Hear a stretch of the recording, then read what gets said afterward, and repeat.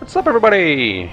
Welcome to this new series on the core channel where we are going to play a tutorial with another nation called Venice. Why Venice? Because we want to explain a few mechanics that we couldn't in the Ottomans tutorial. Just to precise, this is a tutorial for 1.15 with Cossack and all of the other DLCs. So we're going to jump right in hard mode. In Harman, because, well, that's the only mode that exists.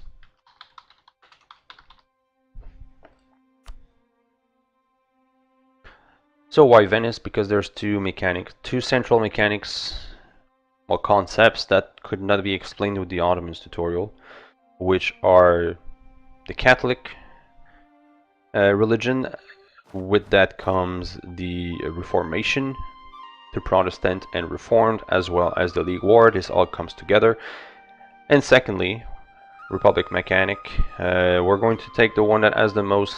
This is the type of republic that has the most mechanic changes compared to the rest. There are republics that work way more like other monarchies. So I'm not going to go over everything. If you are totally new to the game, I would invite you to watch the Ottoman tutorial, which contains the first episodes. The first 6 or 7 episodes are just explaining every basic mechanic. I'm just going to go through the two things that are very different. First, we're going to go to Catholic here. So if you remember with the Ottomans tutorial, you added piety thing. Now, everything else is the same. The only difference is here. So in the Catholic religion, also the modifiers are different. So we don't have the plus 100 new hair. Catholic as a gimp against heretics, actually. But we also have tolerance of the true faith. So Catholic, if you want to stay Catholic, is a religion that is best to go religious rather than humanist. Like, you'd rather convert than to tolerate. Especially if you don't have any tolerance of your own idea. We'll go through those in a second, just to tell you what's the aim of Venice. So what are cardinals? Cardinals comes with here. You see two new buttons. We'll explain this one in a second. We'll go through the papacy though. So Catholics, as you might guess, are linked to the Pope. The Pope is right here, the Papal State. This is his realm. But there's also what we call the Curia, or the Holy See. This is aimed to be controlled by any Catholic nation. So these are the Catholic nations that currently have cardinals, so that currently can get influence on it. So how the mechanic works. You gain cardinals. Cardinals are gained. There will be eventually 49 cardinals generated. When a cardinal is generated, it goes in a random province across the map that is Catholic. Provinces with higher development will have a higher chance of getting the votes for that cardinal. So if you own high base tax, not base tax, but high development provinces, you have better chance of having it. A province can only have one cardinal. So by example, if you're Paris and if you're France and you have a cardinal in Paris, then you have less chance of getting the next one because it will have to go to your next high base tax province. Eventually, all 49 cardinals will be generated. And the only way to generate a new cardinals from that will be that one dies. Each have an age, a life expectancy, etc. When one dies, another one will be generated. Beyond that, the only way that the cardinals can move, Catholic countries get events to steal cardinals from their neighbors. So that's basically it. So what do cardinals do? Cardinals give you influence on the Pope. This is papal influence. If you mouse over it, it just tells me how much I'm gaining. You have a base value of 0.5 a year. Beyond that, all of that comes from from cardinals that you control. This is added together. You can have other ways to get influence. Another reason to go religious with Catholics is that there's one of the ideas in religious that gives you +2 yearly papal influence. All that is added together. Either you have the papal influence from here or your national ideas or events, decisions that happens. All that is added together and will be multiplied by your opinion of the Pope. So a good thing also is to befriend the Pope. Now you gain papal influence. What do you do with papal influence? You can do two things. You can either buy bonuses that will last 20 years. These are the bonuses, either 15 base tax for 50 papal influence, gain 1 stability for 100 papal influence, gain 15% manpower recovery for 50 papal influence, although this one can only be used if you're at war with anyone. Yes, it's a bit weird, it's proclaim holy war, but you can proclaim a holy war another Catholic, apparently. And even if you go at peace after that, you will keep the bonus. It's just to be able to click the button that you need to be at war. 100 papal influence for 1 mercantilism. I didn't explain that. I will explain trade in depth in this run because Venice is focused on trade, so that's easier to do it here. 50 for a yearly prestige, 50 for a reduction of 0.1 yearly inflation and -1 interest, and 50 for +1 diplomatic reputation. If you are a Catholic monarchy, you will have another one, which will be 50 for +1 yearly legitimacy, which I explained in the Ottoman tutorial. We are not a monarchy, so we don't have this. There's no way to get the Republican tradition, which I'll explain in a second. The other thing that you can do is try to gain the courier, to control the courier. How this works, every time the Pope dies, the Pope being the ruler of the Papal State, Pope Eugenius IV right now, eventually he'll die, and he dies pretty often because the Popes tends to be very old, like in the 50s at the very least, sometimes in the 40s, but it's rare. When he dies, the new Pope is elected. How the Pope is elected is based on the influence that people have on it. The first one that you want to buy is giving you 10 influence every time, but each time you buy it again, costs you more influence. The first time it's 5, then it's 10, then it's 20, etc., etc. When an election is done, this is reset, and then you have to buy 5 again and 10, etc. This, with the exception of the Papal State, every nation that has influence, this will be added together as a pool, and then everyone will have a percentage chance of winning based on the influence they have. So if they have 50 influence over a pool of 100, they will have 50%. However, because the Pope can control himself if he wants, the Pope works differently. The Pope does not gain influence. The Pope instead will gain a percentage strength straight up based on the number of cardinals that are in existence. So the more there are cardinals, the more chance will go to the Pope. The strategy with the Pope is to ensure that all 49 cardinals are generated, and that they are spread among different nations. Because if France, by example, gets 7 cardinals, he will probably have more chance than the Pope if he spends his influence on this rather than this. So anyway, we'll get more into details on how to do this if we ever do a tutorial with the Pope. But just to explain that, the Pope will control himself more often if all 49 cardinals are generated and if they are owned, evenly spread among the nations. How he does that is because there's a maximum of 7 cardinals that you can have. It's a soft limit, but I've never ever seen a nation have more than that. Once you hit 7 cardinals, you will quickly get an event that will make one of the cardinal named an heretic, and you will lose him. So, yeah. You do not have direct control over gaining of cardinals. When one dies, it's selected randomly based on the base tax you own. So this is basically the Catholic thing. I will explain the Reformation, when it happens, but this is the Reform Desire that starts at 0 at the start of the game. This will go up as the game progresses based on decisions we make, like at 6 tech. What the hell is it? Well, once we get to 6th admin technology, there's a decision that will appear that is supposed to be here, but it's not there, called the Eretico Combuccio, something like that. It's in Italian. I don't speak Italian. Beyond giving you tax bonus to taxes, etc., there is an effect that will add 0.5 Reform Desire. Reform Desire is always written in red because it's negative for the Catholics, but it does not affect you directly. It just increases that. Once it reaches 90%, the Reformation will start. Some specific nations will get an event to turn them to Protestantism, and then they will start reforming other nations around them.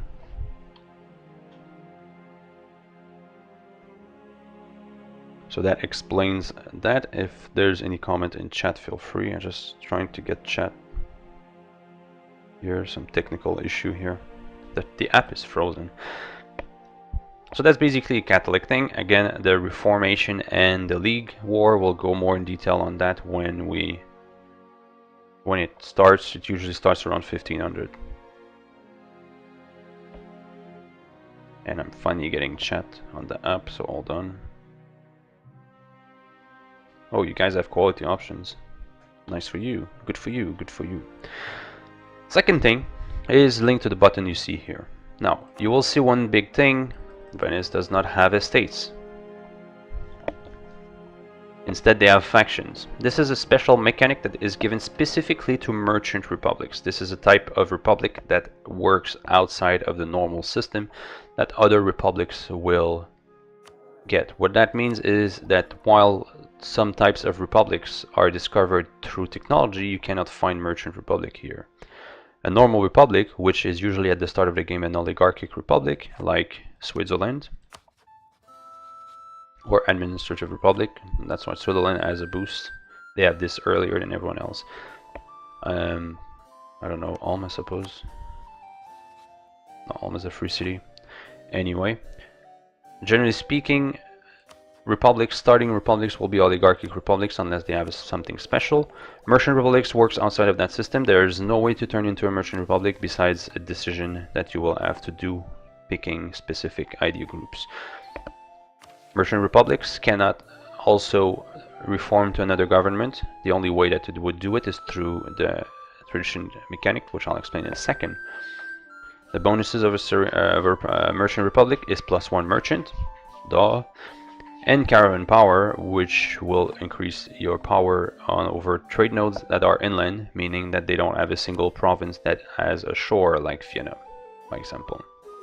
Again, I will explain trade more in detail soon in this tutorial. So they don't have estates, instead they have factions. How do faction works? So you have 3 factions that tries to control the government. You have the aristocrats, the traders, and the guilds. The aristocrats each are linked to one of the 3 stats here, a bit like estates, but it works differently. The aristocrats are the military guys, so if they are in power, you gain +5 morale of armies and +10% land force limit.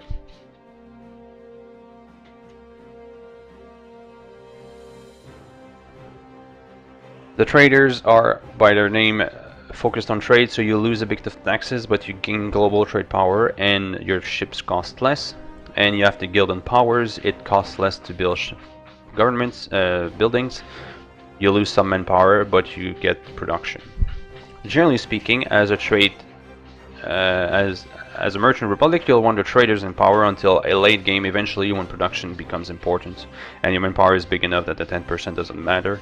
You might want the guilds. Sometimes when you're in a large war, if you have money in the bank, because when you put the aristocrats in power, you will lose money. You might want to put the aristocrats in power just to get the extra troops and morale. So how you change them, you click the boost here, it will cost you 10 points of what they are linked to. So traders are linked to diplomatic, so it will cost us diplomatic. It will take 10, it will add 10 influence here and remove 5 from the other 2. Also you will have a natural gain every month based on how your nation is, different stats. So our navy tradition is giving us influence every month here. We're losing some here because it's just marking it as losing because we removed it manually, but technically we're also gaining a bit here because of army tradition. This is not moving naturally as it is now. So this is how you do it. You just need to let the month pass. So this is much easier to manage than the estates, but it gives you less tools because you don't have all the decisions to get monarch points. They actually cost you monarch points. You don't have like the bonuses like manpower recovery, etc. Estates are more powerful but harder to control. They can create disasters, be pissed off, create rebels. This won't do that. this will never. The worst they do is create some events that you will learn to hate at some point, but it's much less hard to control than the estates. So now we'll do the natural start. We'll look first of all, Austria is friendly. So when you start a Venice run, the first thing you want to look is at Austria. Austria is your main threat. If they will start either your rival or they will start friendly. Usually they're never neutral. If they are friendly, you want to ally them ASAP, because then it removes a huge threat that you will have. Venice is stuck in the corner, because all this at the start until 1490 is in the Holy Roman Empire. You cannot join the Holy Roman Empire yourself, you're too big. So, your problem is that you can't attack this because you're going to attack Austria at the same time. Austria will protect them. So this is on the mostly untouchable until 1490. The exception to that is the Pope, but then it's the Pope, you'll probably he's probably going to get big allies. Hungary will be allied to Austria, so that's another no-no. Then you have the Ottomans here, which is pretty big. Naples is owned by Aragon, which is bigger than you. So this is a big problem. We are rivaled by France. Now that's not fun. But whatever, France is not a threat for a while. The only way that we have to expand is Bosnia and Serbia directly. Also pay attention that you're also on Crete, Negroponte, and you have two vassals in Corfu and Naxos. You also are guaranteeing Rhodes, which most likely you will want to ally and eventually vassalize. So your only means of expansion directly is Bosnia and Serbia. Beyond that, you'll have to wait for the Mamluks to be weakened by the Ottomans, and then because of Crete, you can claim here and go here and then push through here, and then there's a lot of trade in India. That's where you'll get your money. Although this is Sunni, so doing this early will bring its own type of problems. Also, there's a trick that you can try. I'm not going to do it because, well, to me it's cheating. Venice has a core on Albania, so you can attack them as soon as you can, but also the Ottomans have on a core as well. So what you can do, if you can reach it first, is land there and vassalize it once the Ottomans are at war with them, if you have proper allies. Because what happens when you vassalize a nation that is at war with someone else is you end up at war with that nation, but that nation ends up being the attacker, which lets you invite all your allies. We could have Poland as well if they are not rivaling. Yep, that would be a possibility. Hungary's rivaling us, and that's not a possibility. We don't have many slots though, because we have two vassals and the knights, and Austria is not enough.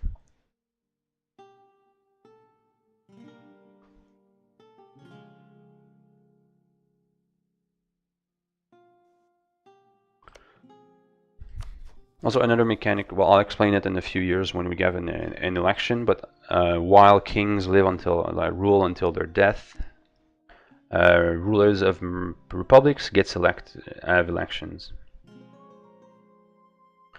Depending on the type of republic you are, merchant republics are every 4 years. When you have an election, you'll get an event that lets you choose between re-electing the same guy at the cost of republican tradition, but gives you bonus points and increases his statistics.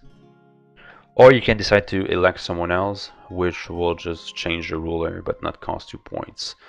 The general idea is that you're going to play with your republican tradition by reducing it by re-electing, because if you never re-elect, you will fall behind in technology, because the ruler that starts always is a 4-1-1.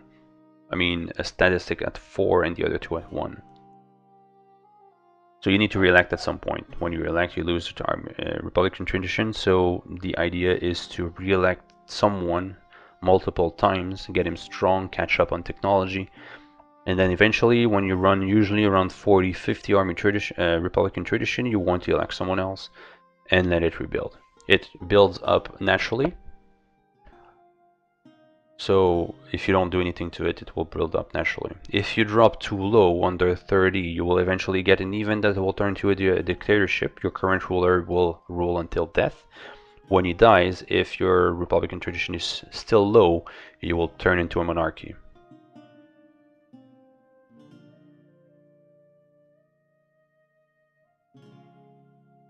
Okay, people in chat are crying, so all done.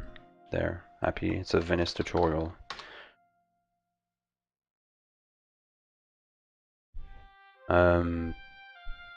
What was I saying?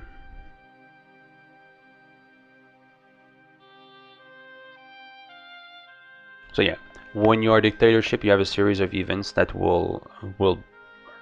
can hurt you, but can rebuild your army tradition, your republican tradition, pretty fast. So we'll get the start going. So we'll name our rivals first.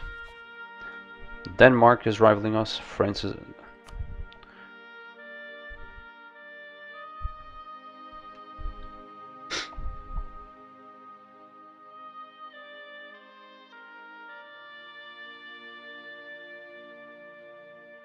They really value us way too much. I can't rival Bosnia or Serbia, which I consider to be kind of our size, a bit smaller, but still our size. We're not the size of France or Austria.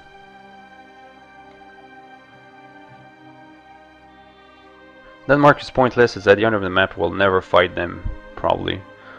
I don't want to rival Hungary because Austria.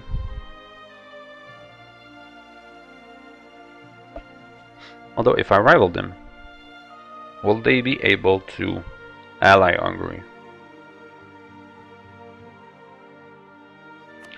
We'll see. Oh, that the Mamluks. The Pope is an idea. That won't let me really show the mechanic of the Curia though. But yeah, Aragon, I can't fight that. Austria is my ally. Burgundy, there's no point. Denmark, there's no point. France, yeah, no, thank you. Milan, there's no point yet, but I can rival them, I suppose. Okay, so I have our 3 rivals. Now we'll make our embargoes. We have a truce with Milan at the start. So we'll do Hungary and the Mamluks. Get to speed 4. We could convert, but because those two are Orthodox.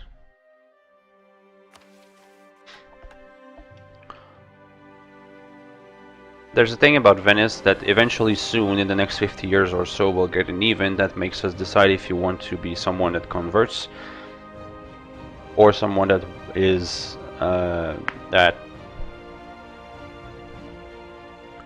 tolerates. If we choose to tolerate, it's easier to expand, but it pisses off the Pope. We'll probably try to convert, so we'll do that. Conquer Cyprus, we could do that, but Cyprus at the start is guaranteed by the Mamluks, so we'll go there when the Mamluks are being hit by the Ottomans. What's up, guys? And then we'll have the money for this, so we'll get 1 of each. We'll start with the +1s, that's good. And that's pretty good considering. When you take a theologian and you're Christian at the start of the game, well, whenever, but it's available at the start of the game, you will get a decision where you can choose that you can take past advancement or religion act.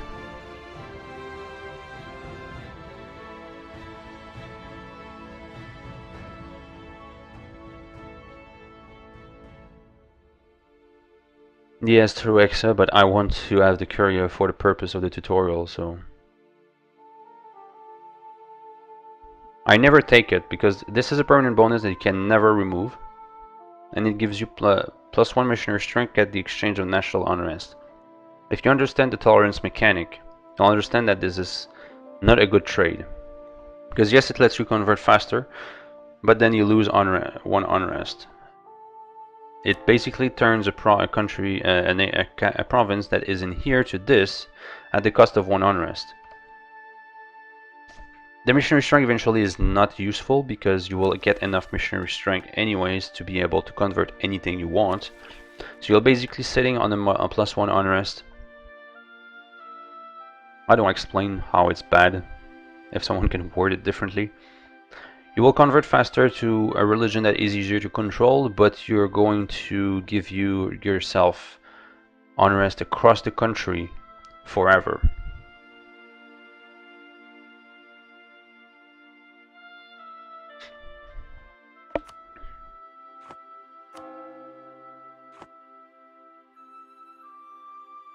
Yeah, I'll stay Catholic. Well, maybe we'll go Protestant to show Protestant, but until then I'm not going to piss off the Pope. So now we'll build our units. Now with the Ottomans I was going 14-6. Now we're going 16-4 because we have absolutely nothing that helps our cavalry.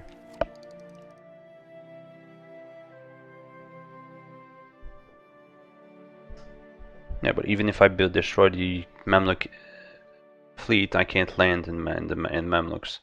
And I want control of this, not just Cyprus.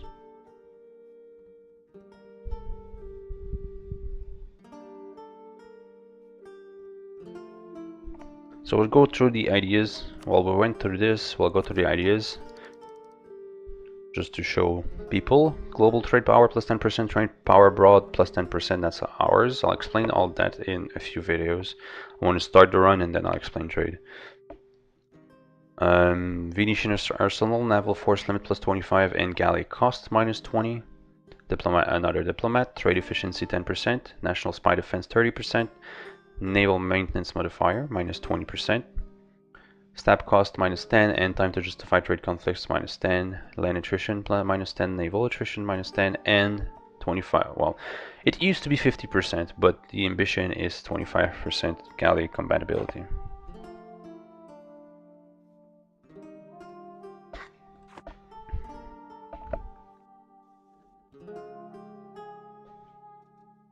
Yep, that's exactly what I'm going to do. So the traders took power because I'm paused. Now we have 21. If we have 4, we have 5. Well, we'll keep it that way, I suppose. I'm going to stay on manpower for now, but eventually soon we'll move to Merc infantry, and everything will build. Well, first things first. I need to protect Venice for now.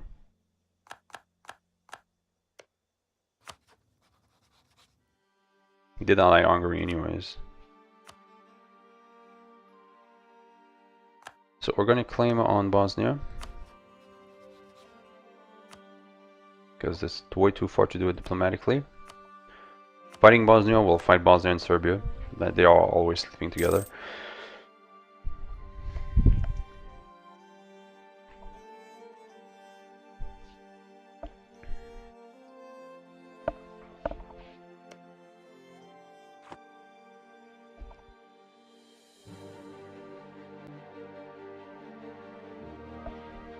Yeah, we could do this, I suppose.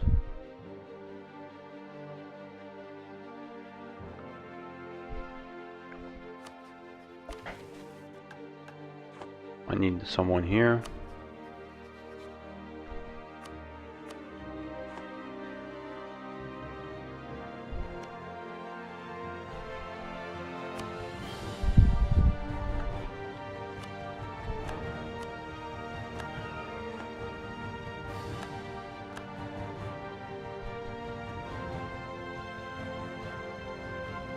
As if he doesn't go there first, but we'll see. If I do that, I need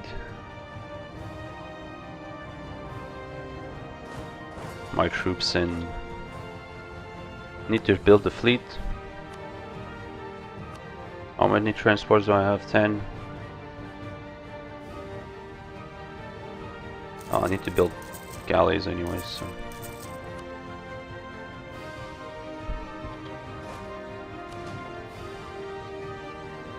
Drop the ships here. Not the ships, the troops. Okay, speed 5 now. Aha!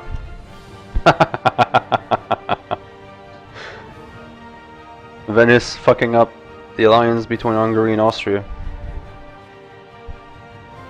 What happened, for those who don't understand, I am rivaling Hungary and they are rivaling me, but I allied Austria. Because of that, Austria had minus 100 to keep an alliance with Hungary. So Hungary was like, fuck that shit, I'm done. I need to improve that though, because that's too low, too weak.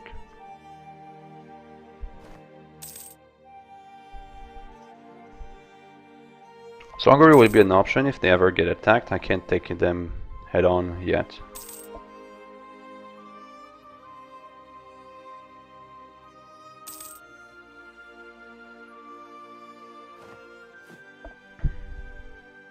Right, true. I need to build something else.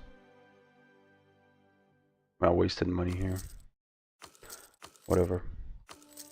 We'll build transports instead of this, so that we can land on... Because Constantinople has 8,000 troops on Constantinople.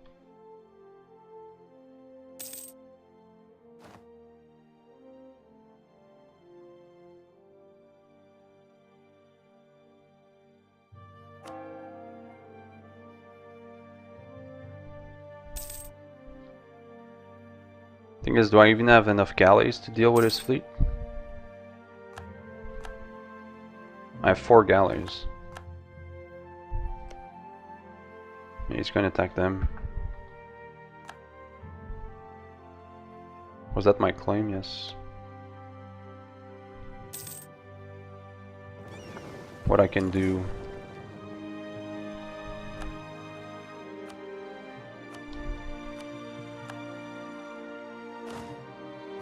I'll be over limit, but... I can do that. He's a 444 though, but he's 73 years old. He's gonna die anyways.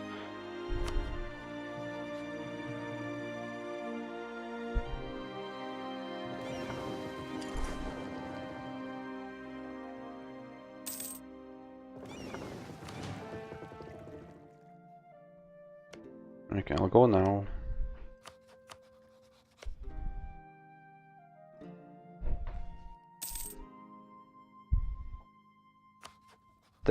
When you're a republic and you want to deal with your stability when you're at 100, one of the bad effects of having a less than 100 tradition is increased stability cost, which makes it nearly impossible to buy at some point. So when you're at 100, think about getting at least at 1. He increased his...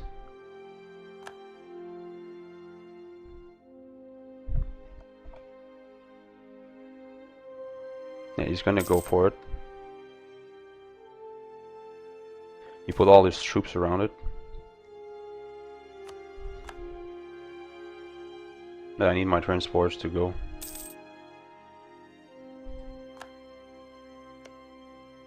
Yep. Yeah, that's not a point. That's not good. What am I supposed to do with this shit?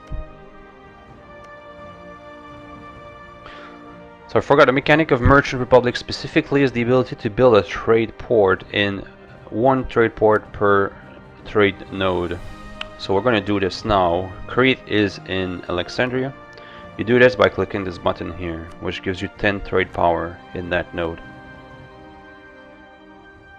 So we have 1 in Alexandria. We're going to build 1 in Necroponte, which is for Ragusa. And 1 in... To build 1 in Constantinople, we'll need to annex Naxos, so that's what we're going to work on.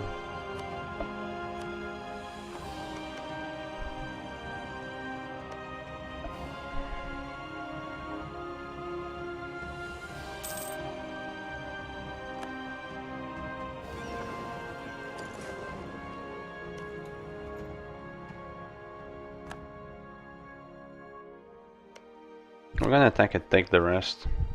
I need a diplomat though. Can come back.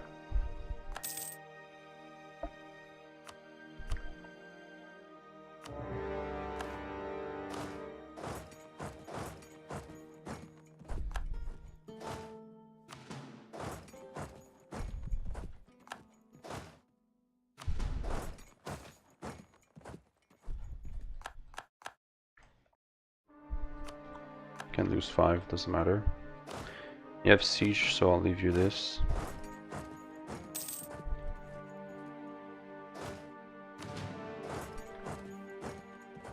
That was stupid. I thought you had finished.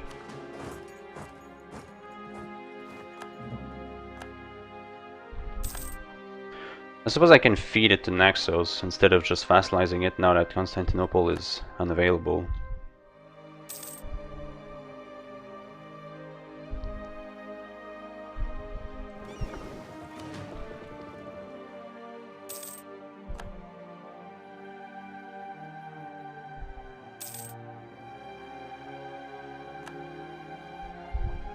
I'll need to wait for him to take Constantinople though, because I'm not gonna have the war score to do anything.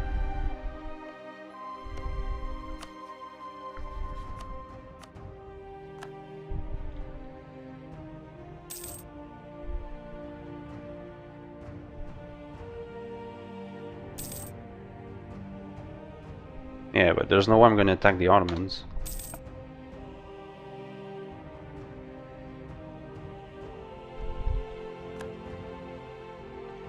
I don't have Constantinople, there's no point.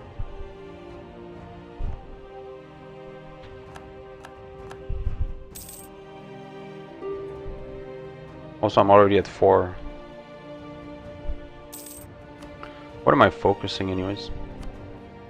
Really?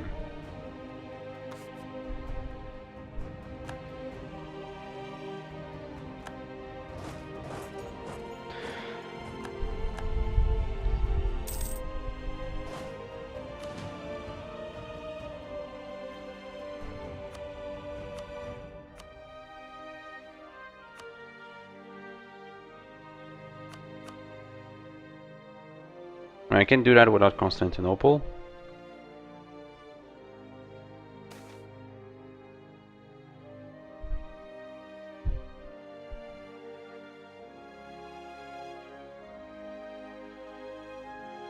Whatever.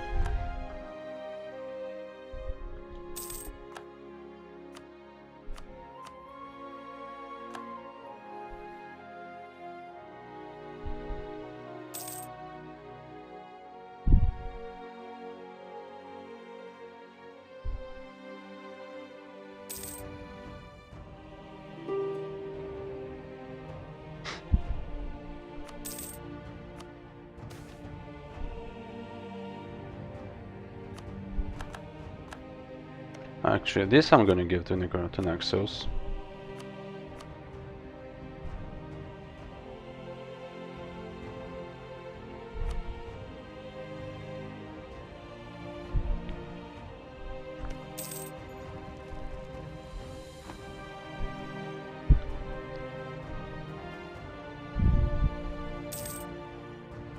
Also, how long is still to finish this?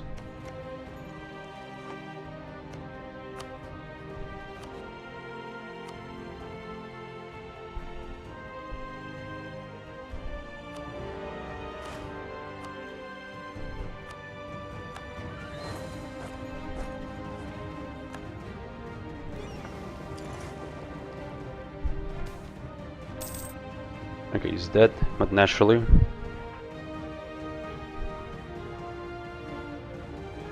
So one thing that you do with, just to explain, as you said, it's a 4-1-1, a 1-4-1, a 1-1-4. So you decide. It's a good vassal, yes, if I have Constantinople. I don't, so there's no point.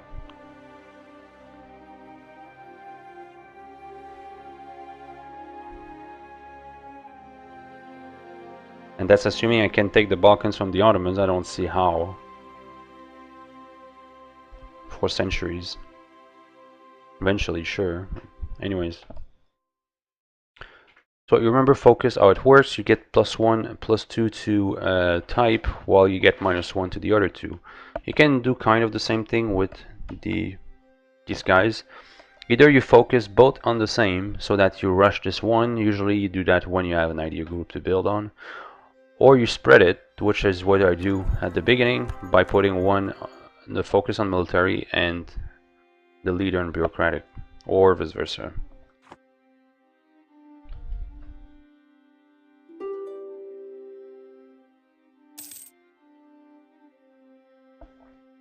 I really land with 14k on this. And why 13? What? What the f... No, because that's not the ships.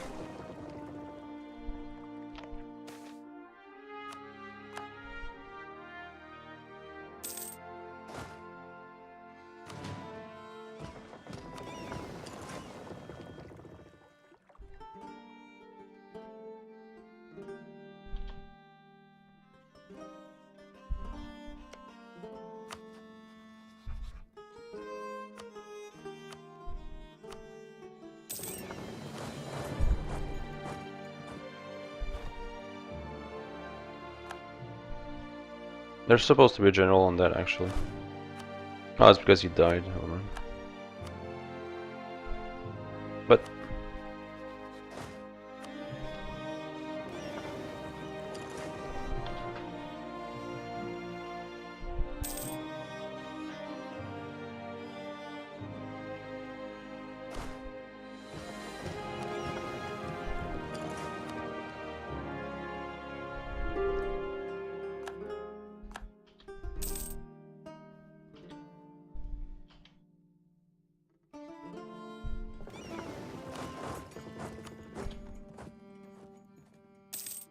where are you going? This will hurt.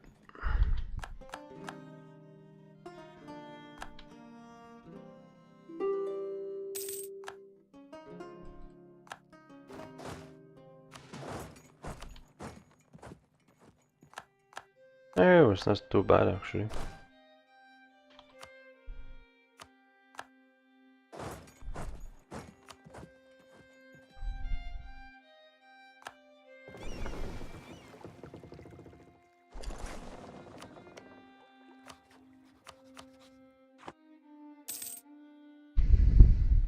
The dog of Venice.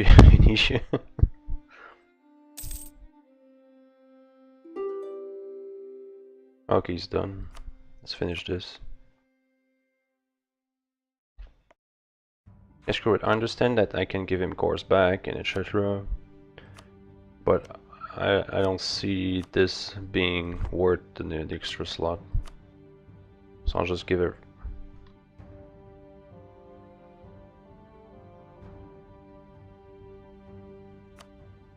Oh, never mind. Because I was making them a vassal as well.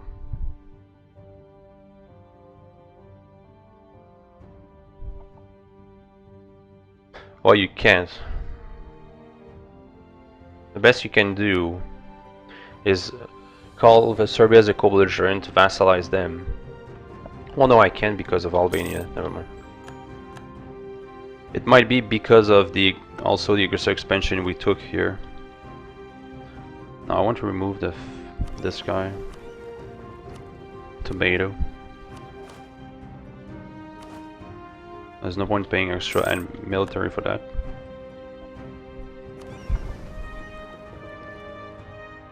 These guys go back to making money.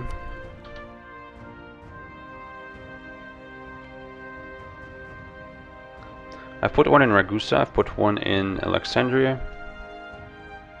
I can't put one in Venice. And I don't think I have access to any other node. Nope.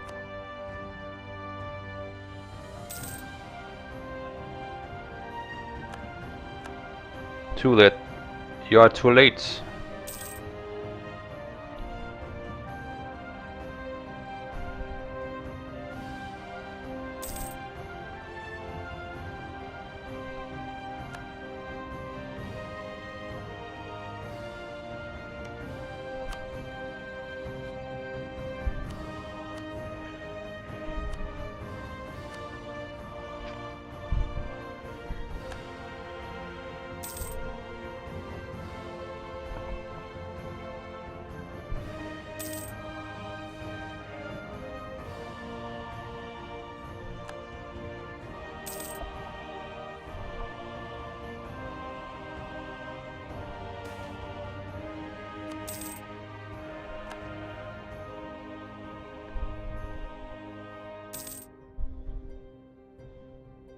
Did this give me force limit? No.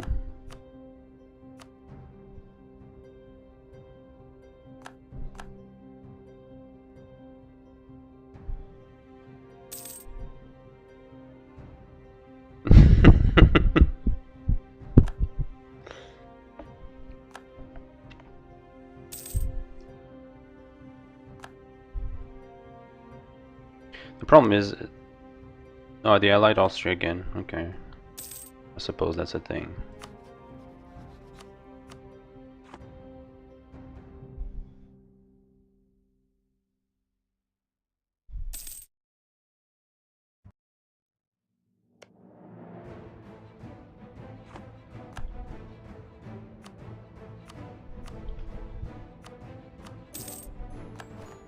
Now what, biatch?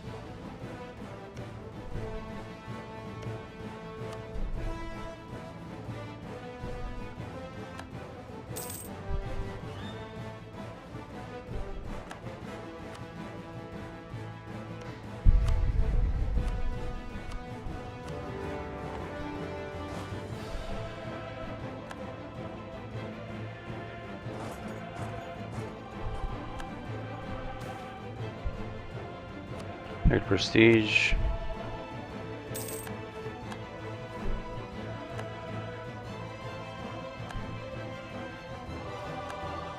Did you lock in? Yes, awesome. Get wiped.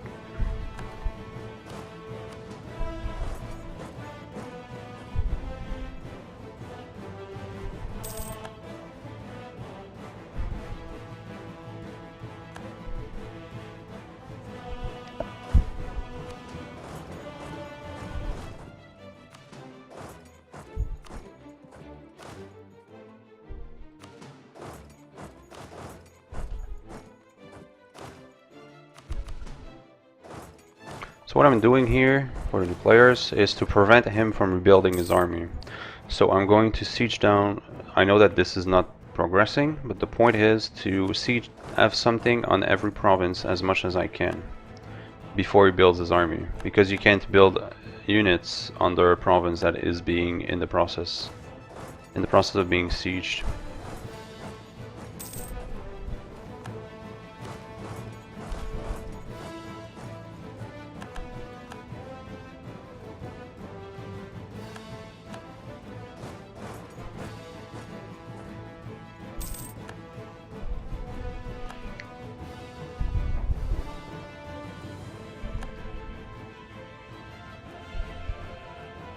Flying Ox, that's not how it works anymore. When you form a nation now, you do not get the ideas automatically. You get an event that lets you choose between one and the other.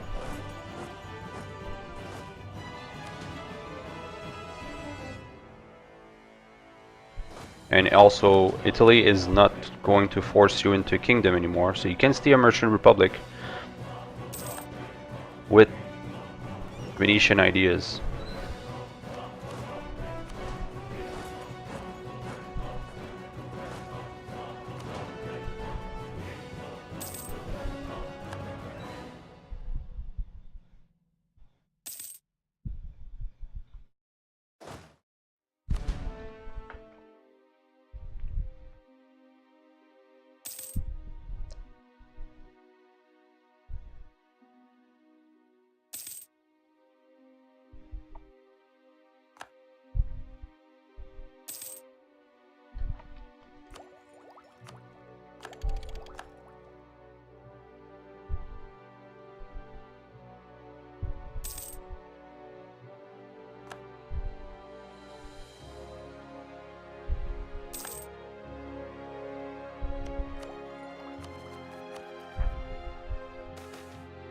Whoa. Okay.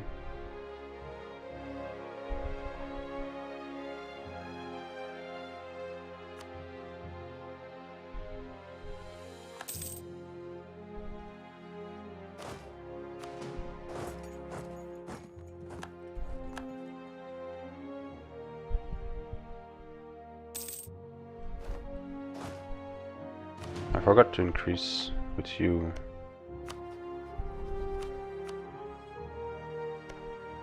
It's done, but whatever.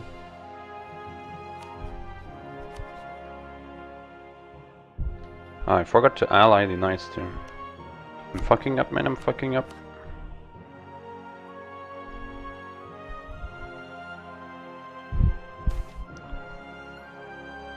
I never understood this. Unless you really want to have the aristocratic in power, but then you just pay 20 military to get it back, better than losing one stability, especially as a republic. This event makes no sense. I'm going to core here, so...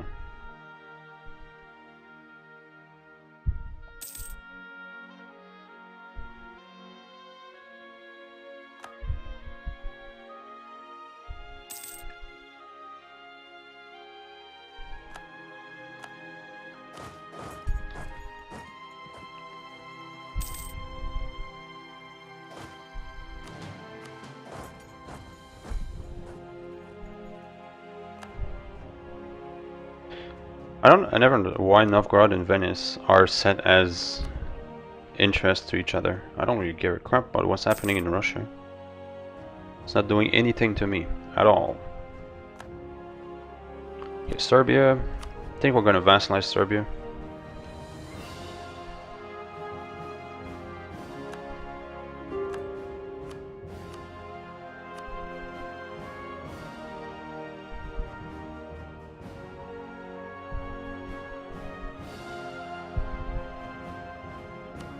Make sure we not end up at war with someone. No, okay, good.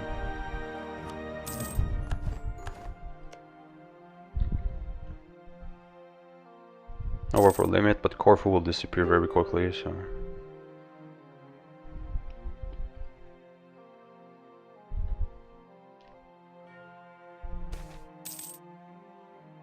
How old are you?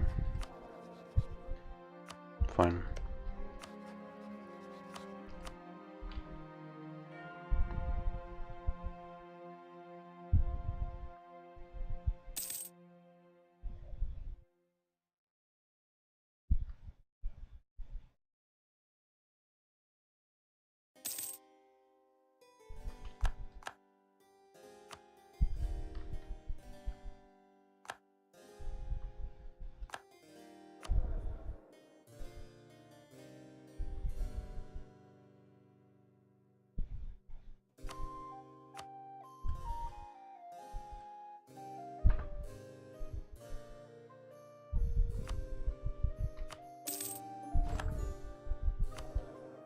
Everything that is Orthodox goes to Serbia, which is Bosnia, Visoki, Ravni, and No, is Catholic. These two I'm keeping because it's Catholic.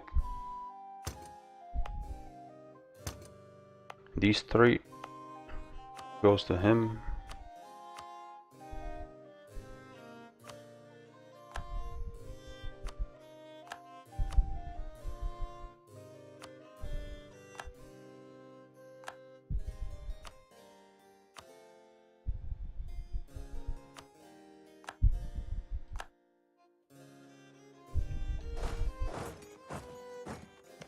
Now we need to find a way to eat Ragusa.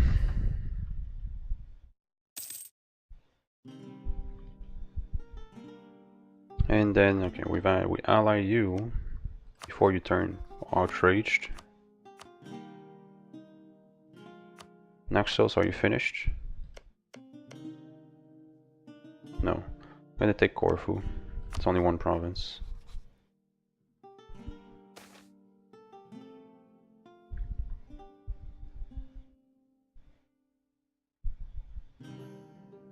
Well, I can't resist this.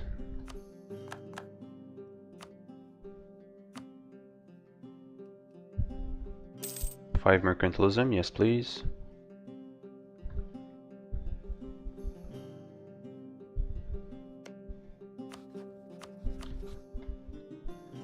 I'll tell you you're not losing the throne. Good. Whoops. Cores.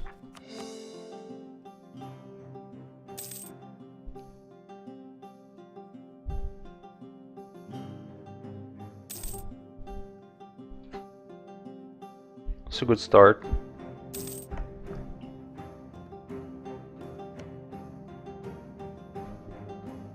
I prepare a claim here. And the Knights is fine.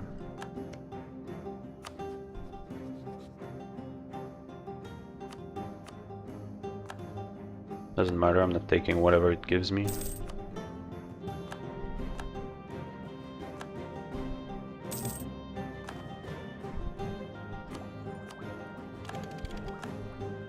Okay, let's get some taxes.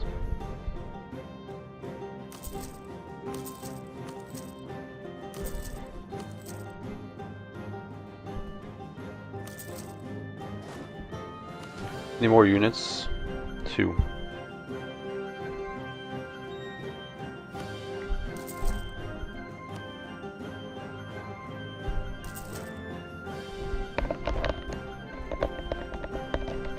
Oh, they retook Austria right after. They have Austria, Mantua, the Pope, and Siena. I could maybe go through the Pope, but again, I have a mission here that I keep forgetting about.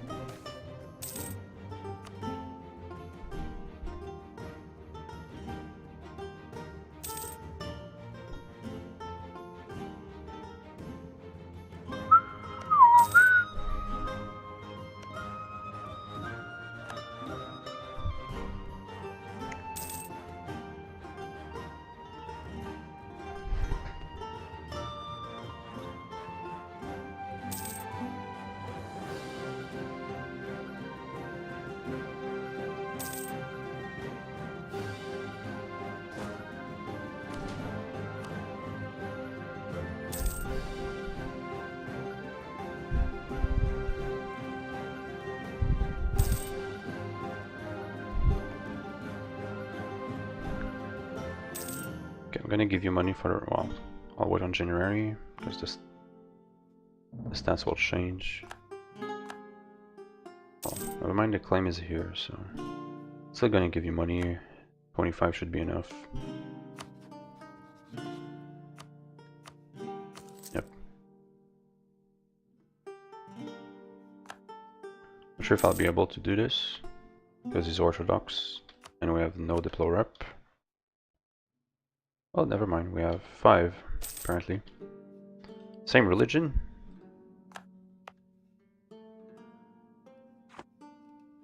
Okay.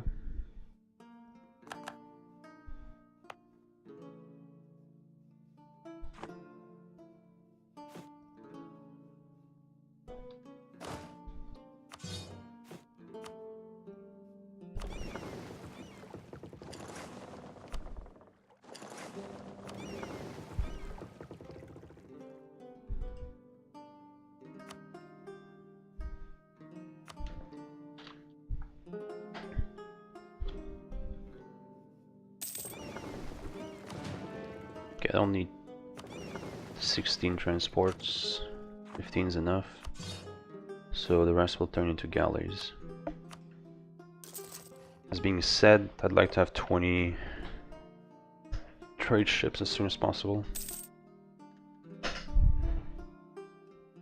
So we go trade first, or I think I'm gonna go maritime first for the extra ships, and it's gonna give me thalassocracy eventually also. Anyway, it's been a long first video, but that's fine for the first one. I'm gonna keep going next episode. I don't know where we're going though. Mamluks, but he's taking his sweet ass time. It's been 10 years, he didn't even touch his cores, and he need to do that before. Okay, he's here, before going to the Mamluks. We need to keep an eye on that. Once he hits the Mamluks, we're gonna go here. Hopefully the Ottomans kills their fleet. Aragon is giving his course to Naples. That's weird. Beyond that, there's not much we can do until Italy leaves. Well, we'll see in the next episode. Thank you for watching. Don't forget to follow and subscribe. I'll see you next time.